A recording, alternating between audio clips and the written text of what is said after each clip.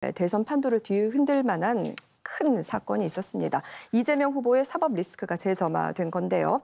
대법원이 이재명 후보의 공직선거법상 허위 사실 공표 혐의에 대해서 무죄를 선고했던 2심을 뒤집고 사건을 서울고등법원으로 돌려보냈습니다. 이날 대한민국이 들썩였었습니다.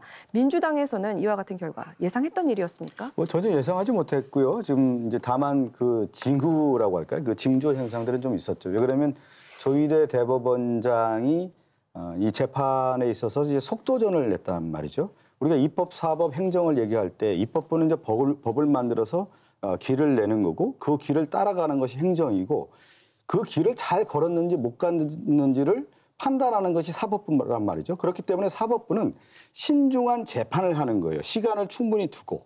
그런데 지금 보면 소부에서 충분하게 법리적 심리를 해야 되는 것을 배제시키고 네. 전원 합의체를 통해서 9일 만에 재판을 진행했다라고 하는 것 자체가 뭐냐면 재판부, 특히 사법부의 본연의 기능을 상실한 것이다. 그것이 속도전을 통해서 낸 것은 뭐냐?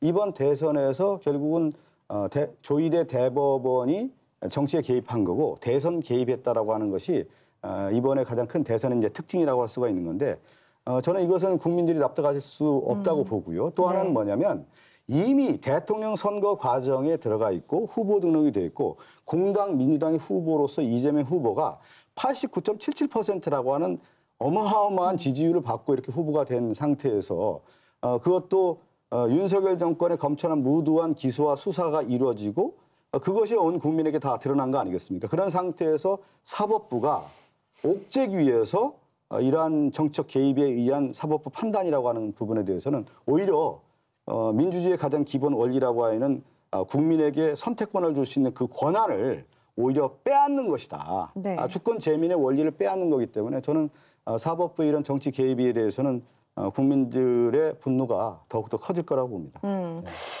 이 사법 리스크가 이재명 후보의 대선 가도에 어떤 영향을 미치게 될까요? 장 의원님의 생각은 어떠십니까? 어떤 영향을 미칠지는 모르겠지만 네. 우리 박성준 의원님 말씀하신 거에는 동의하기 어려운 게 저는 국민의 선택권 측면에서 저는 빨리 결론을 내줬어야 된다고 생각합니다. 만약에 대법원은 유죄의 심정을 가지고 있고 뭐 시간을 더 두고 판결을 했었어라도 저는 유죄의 결론은 달라지지 않을 것이라고 봅니다. 그런데 그것을 판결을 하지 않고 국민들이 항소심까지만 보고 이재명 대표에 대한 공직선거법 위반이 무죄구나라는 생각을 가지고 선거를 치렀는데 당선되고 나서 대법원 판결이 있어서 결국은 최종적으로 당선 무효가 된다면 국민들은 그렇게 얘기할 겁니다. 633. 그래서 이것이 한참 전에 끝났어야 되는데 결국은 3년이나 끌고 대법원에서 마지막까지 빨리 판결을 내주지 않아서 국민들이 제대로 알지 못하고 제대로 선택하지 못해서 대선이 있은 지 몇 개월 지나서 곧바로 또 다시 대선을 해야 되는 이런 상황을 만든 대법원은 도대체 뭐 하는 기관이냐라고 분명히 얘기했을 것이고요. 네. 저는 이것이 개입이 아니라 이재명 대표가 가지고 있었던 범죄에 대해서 사법 리스크에 대해서 대법원이 그냥 판단을 했을 뿐입니다. 그리고 633 원칙에 따라서 빨리 판결하라고 했기 때문에 빨리 판결한 거 아까 말씀드린 것처럼 국민들이 이것이 어떤 죄인지 유죄인지 무죄인지에 대해서 정확히 알고 판단할 수 있는 그런 기회를 준 것이다. 다만 항소심에서 제대로 판결을 했더라면 이번 대법원 판결이 이재명 대표의 정치 생명에 관해서 최종적인 판결이 됐을 텐데 그렇지 못하면서 결국은 대선 전까지 최종적인 제3구심까지 결론이 나기는 어렵게 생겼습니다. 그러니까 저는 이거 제가 봤을 때는 그 대법원이 세 가지 선택이 있는 거 아닙니까? 2심이 무죄를 했기 때문에 일단 그 무죄를 받아들이는 거죠. 검찰의 상고를 기각하는 게 있을 수 있고 이제 뭐 파기환송한다 그러면 2심이 뭐 원심이 무죄였으니까 유죄 취지 파기환송을 그렇죠. 이제 한 거고 세 번은 파기자판인데 보니까 보수층의 강경한 분들은 파기자판할 수 있다 이런 얘기를 해요. 그리고 이제 민주당은 대부분 다 상고 기각으로 얘기를 하고 저는 파기환송 가능성이 꽤 있다고 봤습니다. 왜냐하면 이게 네. 다른 걸 다 떠나서 2심이 그 2020년 대법원 판례를 가져와 갖고 무죄를 냈거든요. 그러니까 그게 이제 그 이재명 대표가 7대5로 무죄 취지에 파기환송됐던 그거죠. 그렇기 때문에 이 문제의 판례에 대한 거를 대법원이 새로 확립을 해놔야 되기 때문에 이 그 공직선거법 허위사실 이걸 네. 그렇게 보냈다고 봅니다. 다만 국민들은 민주당 입장에서는 이거 이제 대법원의 정치 개입이라고 얘기하지만 사실 국민들은 또 저 같은 사람도 2심이 항소심에서 무죄를 나왔을 때 그건 승복해야 된다고 얘기를 했고 헌재 8대0 윤석열 대통령 파면도 승복해야 된다. 전 대법원도 마찬가지라고 봅니다. 그게 이제 다른 결과가 나왔다고 또 하는 거고 다만 제가 그전에도 다른 방송에서 3월 26일 날 피선거권 박탈력이 나오더라도 제 개인적인 견해는 대법원은 이 문제를 결론 내리지 말고 국민들에게 묻는 게 맞다. 네, 저는 네. 지금도 파기환송했으니까 국민들. 네. 법적 자격은 있을 겁니다. 그 안에 뭐 다 끝낼 수가 없어요. 이게 뭐 2심 다시 하고 재항고 끝내지 못하니까 결국 후보 자격은 갔는데 다만 정치적으로는 대법원이 이 선고를 한 겁니다. 우리가 볼 때 법적으로는 후보 자격이 없는 분입니다라는 걸 이번에 그 파기환송에서 내린 겁니다. 그게 이제 아마 민주당 쪽에서 받아들이기 어려운 그런 부분이고 저는 오히려 2심 때 그 피선거권 박탈력이 나오고 대법원이 선거가 시작됐기 때문에 국민들에게 그 판단을 맡겨두는 게 어땠을까 하는 생각도 저는 네네. 있습니다. 중도층의 반응이 어떨지 이 선고 결과에 대해서 그 말씀도 좀 해주세요. 그러니까 그거는 저는 그 이슈 자체보다도 이슈를 다루는 태도가 선거에서는 더 중요합니다. 그러니까 이거 자체는 이미 다 반영되어 있습니다. 다 반영돼 있다고요? 그 리스크는 다른 재판들도 지금 전체 5개 재판을 받고 있기 때문에 이거가 법적으로 자격 박탈이 안 되기 때문에 다 반영되어 있는 건데 그런데 이거를 그냥 그 존중한다. 법원이 그렇게 판단했다면 우리는 동의하지 않지만 이렇게 가면 되는데 민주당이 이걸 가지고 굉장히 강경하게 지금 그 목소리를 높이고 있어요. 그러니까 그전에는 제가 봤을 때는 이재명 대표가 3월 26일 날 무죄 나고 나서 민주당의 선거 캠페인이 굉장히 안정적이었어요. 메시지도 안정적이고 사람들도 막 쏙쏙 들어가고 국민의힘이 뭐 우측으로 가니까 중앙으로 평화로웠죠. 들어오고 다 네. 이렇게 됐는데 그 뒤에 이게 지금 앞으로 이렇게 되면 강경하게 나오면 사람들이 들어가기도 쉽지 않고 다시 뭐 권력기관 이슈로 돌아가고 이렇게 되면 중도층들이 한 달 동안 그 영향을 미칠 수도 있죠. 저도 같은 알겠습니다. 생각입니다. 네. 뭐 이게 그냥 자격이 박탈되기는 힘들기 때문에 재상호심까지는 안 나기 때문에 저는 뭐 끝까지 대선 완주하실 거고 그리고 이것은 오히려 지지층의 결집 효과는 있을 텐데 그건 그대로 두고 민주당은 그동안 하던 스탠스로 갔었으면 좋았을 텐데 대법원장 탄핵하겠다. 그리고 이재명 대판 이제 이재명 후보의 재판을 당선되면 중지하는 법을 만들면서 이거 제2요구권 행사하지 못하게 재상목 권한대행 또 탄핵해서 대행을 만들고 뭐 이제는 뭐 그 어떤 이제 뭐 항소심 재판기일 연기해달라고 그거 안 받아주면 항소심 판사들 또 탄핵하겠다. 이렇게 가면서 결국은 대선에서 이기는 게 이재명 대표를 살리는 건데 이재명 대표를 살리겠다고 내는 꾀들이 결국 이재명 대표를 죽이는 꾀만 내고 있다. 저는 그래서 이게 네. 과연 살리자고 하는 것인지 죽이자고 하는 것인지 저는 잘 모르겠어요. 몇 가지 좀 말씀 좀 드리고 싶은데 이제 민주주의의 어떤 기본 원리라고 할 때 아까 이번의 시간은 대법원의 시간이 아니라 국민의 어떤 선택의 시간을 둬야 되는 겁니다. 그것이 대선이 오늘 32일 남았나요? 32일 시점에 국민이 선택할 수 있는 권리를 줘야 되는 건데 민주주의의 가장 기본 원리는 책임성이란 말이에요. 책임성을 두 가지로 이제 크게 분류를 하는 거예요. 하나가 뭐냐면 수직적 책임성이에요. 선거를 통해서 국민에게 판단을 맡기자라고 하는 거예요. 그래서 선거에서 책임성을 물으는 겁니다. 그래서 이번 대선에서 그러면 이재명 후보의 이 책임성에 대해서 국민들이 선택할 수 있는 것이 수직적 책임성이고 또 하나가 뭐냐면 수평적 책임이에요. 우리가 얘기하는 삼권 분립입니다. 입법, 사법, 행정이라고 할 수 있는 부분인데 사법부는 국민의 선택을 받지 않은 견제받지 않는 권력이에요.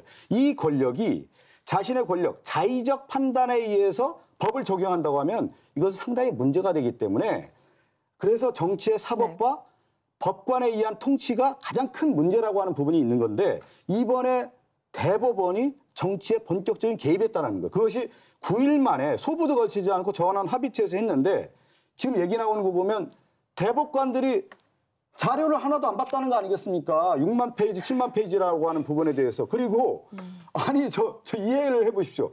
우리가 상식적인 차원에서 법이 이전에 상식이라고 했을 때 이러한 중대한 대선 후보에 대한 재판을 할 때 대법원이 아주 신중하게 해야 되죠. 그런데 이거를 9일 만에 속도전을 펼쳐서 공정한 재판의 권리 기본권도 빼앗고 선택받을 수 있는 공무 단임권까지도 빼앗고 더 중요한 건 국민 주권이라고 하는 국민의 선택의 시간을 빼앗는 것 자체가 대법원이 민주주의의 기본 원리를 좀 무너뜨리고 있다. 제가 얘기한 것처럼 네. 책임성의 원리에 가장 반하는 거기 때문에 국민들 입장에서 봤을 때 이것은 수용할 수 없다는 그러니까 말씀을 네, 드리는 민주당 거예요. 입장에서는 참 날벼락과도 같은 그런 민주당 대법원 입장에서는 이렇게 얘기할 선고였죠. 수 있다고 좀 봐요. 그런데 이제 민주주의 일반론으로 들어가면 아까 이제 선출되지 않은 대법관들이 그거 결정할 수 있느냐 이렇게 얘기했지만 우리가 이제 대통령 탄핵 얘기할 때도 그런 얘기가 많이 있어요. 미국도 헌법 만들 때 그 얘기 고민했거든요. 그 대법원에서 판단하게 하자라고 할 때 대법원이라는 게 숫자 얼마 되지도 않고 매수될 수도 있다. 그러니까 하원이 탄핵 소추하고 상원이 결정하도록 국민이 뽑은 사람들이 하자 이렇게 한 겁니다.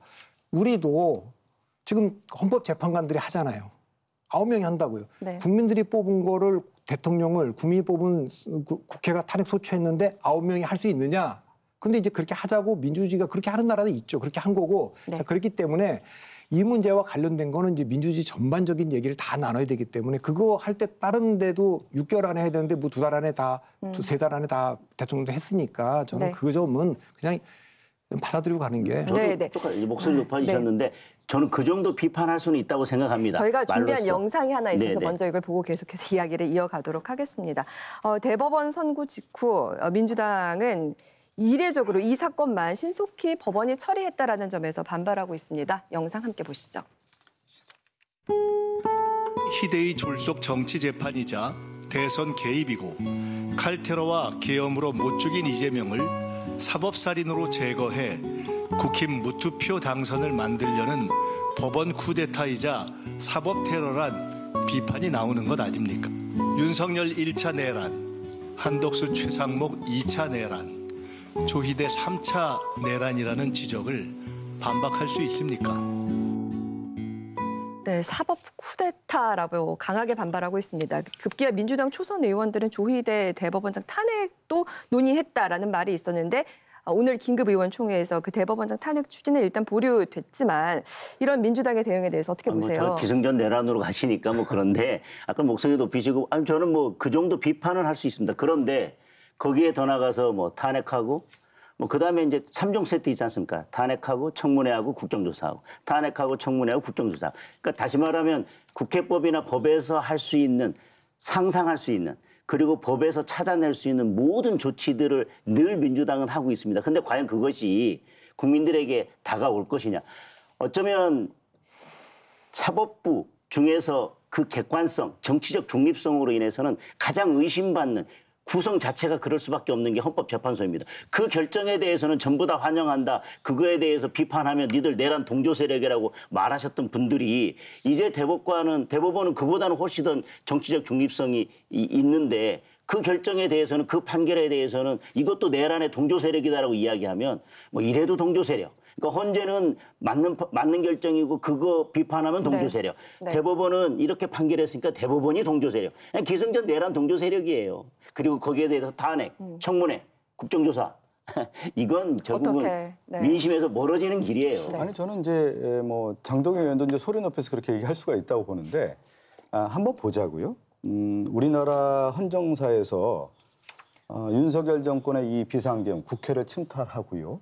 또 내란을 저질렀단 말이죠. 그것을 온 국민이 다 봤단 말이에요. 그러면 사법부는 어떤 판단을 해야 되는 겁니까?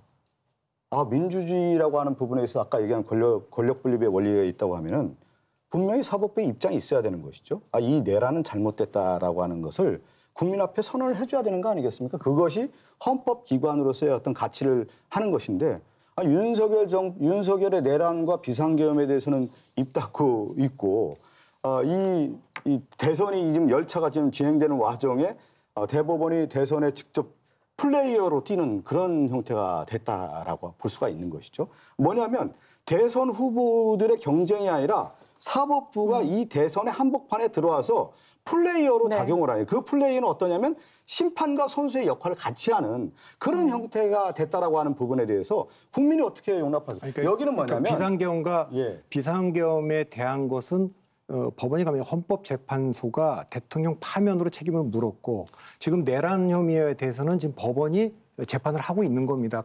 그리고 대법원이 저는 무슨 얘기냐면 이러한 내란에 대해서 헌법 가치를 수호하고 법에 의해서 판단하고 하는 그 법의 기관들이 잘못됐다라고 하는 부분에 대해서는 얘기를 해야 되는 건데 그거에 대해서는 침묵하고 있다가 대선에서 지금 들어와서 플레이로 뛰고 있다라는 부분에 대해서는 국민이 용납할 수 없다는 말씀을 드리는 겁니다. 그러니까 그걸 해야 되는 박 기관은 대표님이 정리해 주시죠. 헌법재판소가 8대 0이고 그 제기된 5개에 대해서 다 인정을 했고 그래서 파면됐고요. 그다음에 지금 법원이 재판을 하고 있습니다. 대법원장이 정치적 사건에 대해서 대법원의 뜻은 뭐다라고 정당도 아니고 할 수 없는 거잖아요. 그러니까 지금 이 국면은 그대로 가고 있고 저희들이 다음 대통령을 뽑는 과정이 진행되고 있기 때문에 그 과정은 누구나 다 그 다 승복을 해야 되니까 이 아까 막 헌재를 승복하고 법원 2심 판결도 승복하듯이 대법원 판결도 승복하고 그래도 법적 작용은 유지되니까 저는 이슈를 다룬 데서 너무 강경하게 하는 게 민주당에도 그렇게 도움이 안 될 거라고. 한 가지만 말씀드리면 짧게 탄핵에 부탁드립니다. 대해서는 헌법재판소가 답을 하는 거고요. 이재명 후보의 범죄에 대해서는 대법원이 답을 하는 겁니다. 답을 한 알겠습니다. 거고요. 네.